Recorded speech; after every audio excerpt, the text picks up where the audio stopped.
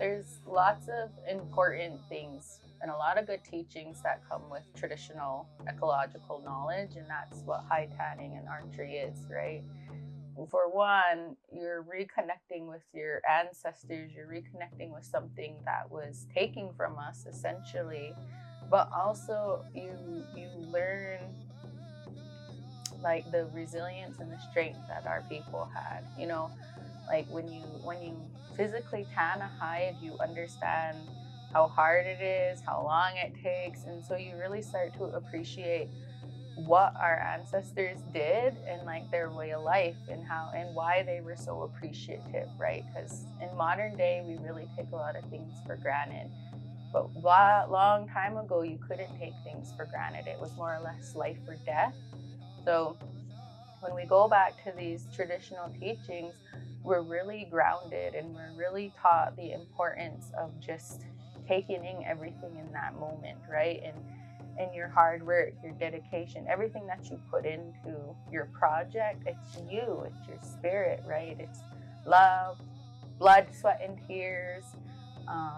So the importance is just reconnecting, but also grounding yourself and trying to find, those connections or those teachings that were long lost. Like one thing I told Nafi before we did this project, I said, you're like one in a million, at least down here in the States. I said, people can tan, but to make the brain tan hides is art. That is a lost art. And he was fortunate enough to learn from his grandma, great grandma, dad, like just the beauty of that pedagogy, the beauty of that bumaks and the transfer of knowledge is really what sets these things at like a higher bar, right? They're like an awesome experience, and we all learned something. I learned something. That was the first time I got to watch him in his like element and just sit back, and because he always talked about tanning hides and learning these teachings and learning this way of life is really going to help us in the future. We're gonna sew this on the bottom of this hide, like a skirt, to protect from the flames and the sparks and the heat. That's kind of your barrier.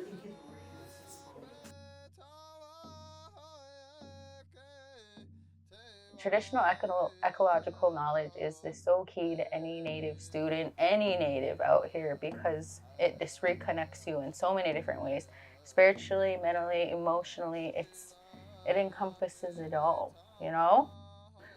I think about my mother. She always tells the story of when she was younger.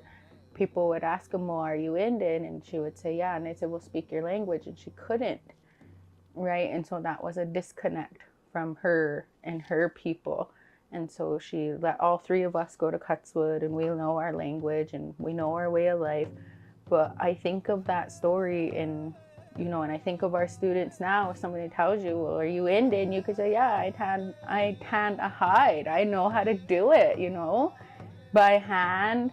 We didn't use any power tools. We used modern tools, but they were still modeled after our old tools.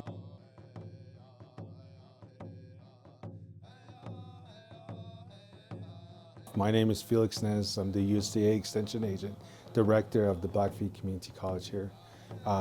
We work off of grants, so one of the grants that we have inside our mission, our goals, objectives, is to do youth development. So one way to incorporate that is to have archery programs here, to reestablish that concept of that relation between Native folks, Indigenous folks, between the land and the wildlife itself. So that's where we incorporate a lot of our archery programs. We try to use the 3D targets, the 3D as a teaching of what that animal was called in traditional language. So just not to shoot, that's not what we're about. I think we're more on the concept of what was this animal? Why do we use it? Or why do we hunt it? Or how do we utilize that? So that's kind of the thing that we kind of incorporate with our archery event.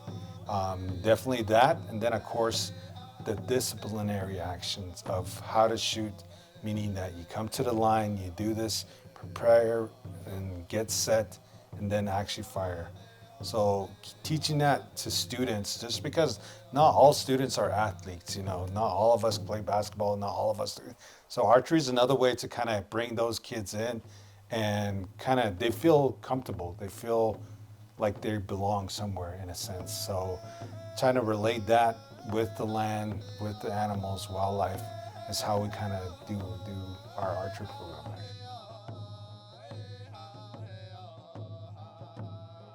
So the hunting portion with Buffalo Academy, we usually take those students to Yellowstone. They do the hunting down there, yeah. And then we process the meat for those kids. So those kids actually take those meat back to their families. And I think last year we did 5 elk that we processed for the kids. This year they weren't really able to do that just because of funding wise. So I know that they harvest 1 buffalo last November. Yeah, last November. But we end up processing that, and we got the leg out of that, and that's what I use my students to do the cuts, do the chops, do the roast. Yeah, that's what we disseminate to the employees here. Yeah, yeah, that's what that is. So I think all of that is bringing that. How is this meat benefiting all of us? How is it consumed? What is a safe way to actually consume that meat also? So that's what we try to teach my students about, which is either game, wildlife game, or either that domesticated cattle.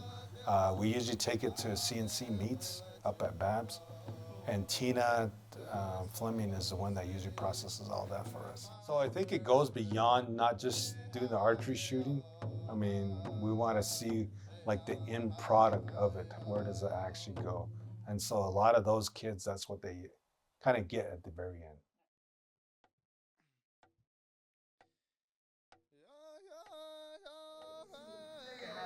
And they don't have to be big because you don't want to be crazy outlandish. You don't want to be outmodern or being one of them.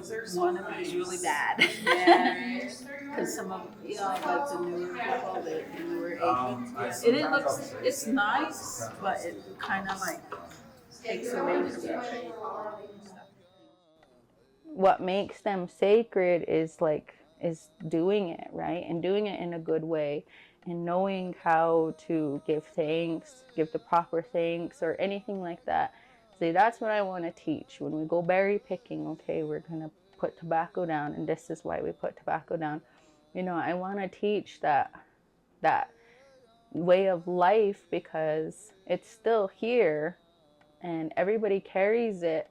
But I just don't think people know how to live with it yet. And when we start living with it, it's going to be wicked awesome, right? Like everything will fall into place. Students, will be a little bit more, I feel like students will be more confident. We read about our people, and our elders talked about our ancestors being like the baddest of the bad, like Blackfeets. We were the lords of the plain. We had this immaculate respect, and we had this vast territory. And I really feel like our students, our younger generations, are like shying away from that, or they don't understand like how cool, how powerful our ancestors were. Like you can go away and live your life, but you will always have that one thing that grounds you here.